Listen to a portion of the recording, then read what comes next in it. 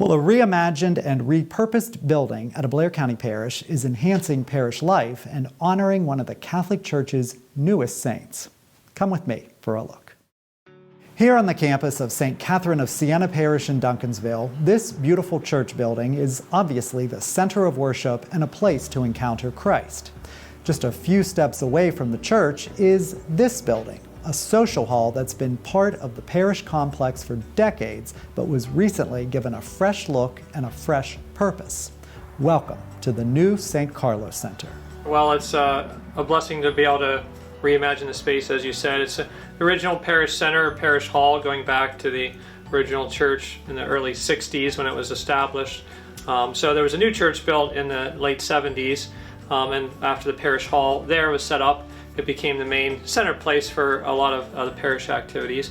So we were still using this facility for religious education, CCD, but there was a recognition that we didn't have really office space that was appropriate, or an open office place where people could really come very easily and park and be handicap accessible and other things.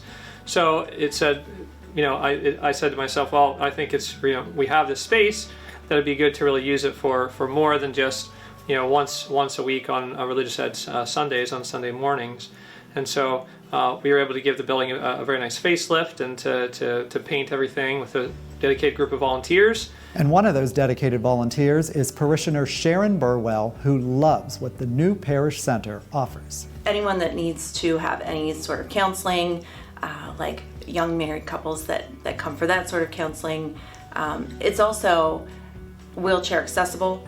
So our church has some challenges, as well as the rectory has some challenges for allowing people that have physical challenges to be able to come into it. And this was a great space because you could just walk or wheel right in. So it made it much more accessible to people to be able to come in and use it for many different reasons. Sometimes we'll have donuts down here on Sunday.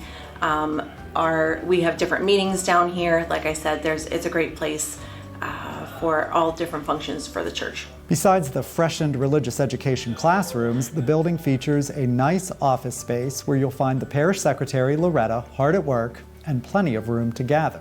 Particularly special about this updated building is the name given to it in honor of newly canonized St. Carlo Acutis, an English-born Italian teen whose devotion to the Eucharist inspired Catholics around the world. We didn't really have a name for the building in the past either, so we just called it the CCD building.